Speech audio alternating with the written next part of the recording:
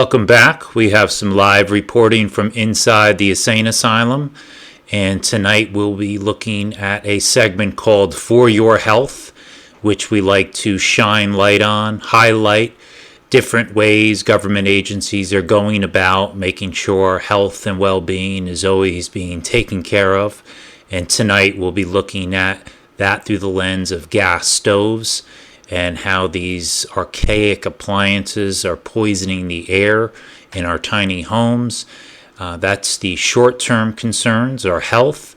The long-term, more, transition type of issue is getting these out of the house, because once we are in our stack and pack apartments, the few appliances that we have will have to be connected to the internet. So every appliance is going to have their own IP address to further monitor the appliances, when we can use them, how often, when we can use them, which won't be much because this is down the road.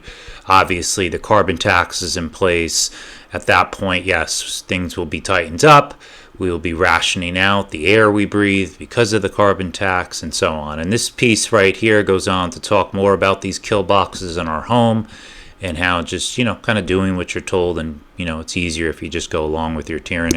So a lot of us cook with gas in our homes with our kitchen stoves here, but that could be a thing of the past. Yeah, according to a new report from Bloomberg News, U.S. Consumer Product Safety Commission considering a nationwide ban on gas stoves. And 12 News reporter Dana Casulo is here with why it could be because of indoor pollution linked to health concerns. Danielle and Patrick, 35% of U.S. households use a gas stove, and this is causing some controversy. The CPSC reporting pollutants from gas stoves have been linked to asthma and other respiratory conditions. Dozens of local governments, including Los Angeles and New York, are already mandating new homes and businesses to run on electric rather than gas appliances. About 20 states responded by forbidding such bans on gas appliances. Previous Stanford research found leaks from gas stoves alone produce planet-warming pollution equal to 500,000 gas-powered cars each week. When you guys went in there and turned on the burners, how quickly did that reach a limit that's considered unhealthy? It took about 6 minutes for the nitrogen dioxide level to reach that EPA threshold. 6 minutes till you turn that burner on and fill your tiny home with the equivalent of nerve gas. And you might blow off the fucking roof at the same time. These things, they're just too dangerous. We can't have them. We definitely can't have them in the future. So we just need to get rid of these while we can. And honestly, what are we even cooking? I got rid of my stove months ago.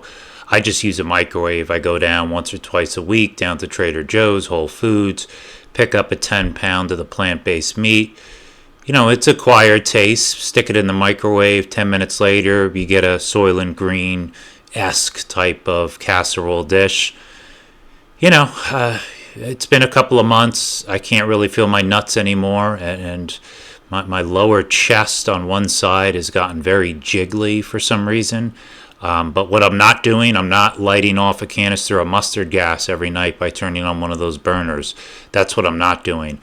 And not only did I go green, I'm concerned about the climate, because again, it's all about climate and health. It's a mantra, it's an affirmation repeated daily. I'm also fighting racism. And you might be asking yourself, how is this guy weaving racism into a story about gas stoves? Well, this is how.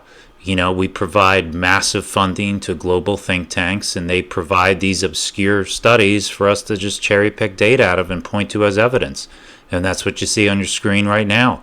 Who do you think these things are going to be affecting most? Well, there you go. If you guessed it, indigenous, Alaska Native, Hispanic, black households, as well as low-income households. It's classist as well, and it goes on here. It compounds the injustice of air pollution. Poor people, often minority communities, breathe dirtier air conditions all the time, and it turns out they also breathe dirtier air indoors, and it's not fair, said Rob Jackson. Rob, you're right. You know what else? DEI, you're up. It's time we start looking at air pollution, not only outdoors, but indoors as well, because this is a way that I've decided to virtue signal to tell everyone, backing up the study here that yes, I'm fighting racism as well. And one last thing, if anyone is squatting or thinking about squatting and eyeing up some different homes that you see, if you see this on any property that you are casing, run, get out of there. This is a weapon system. This is a bomb. Call the authorities, call the EPA, hazmat. Just get the fuck out of there. Get out of Dodge immediately if you see a tank like this attached to any house that you potentially could be squatting from.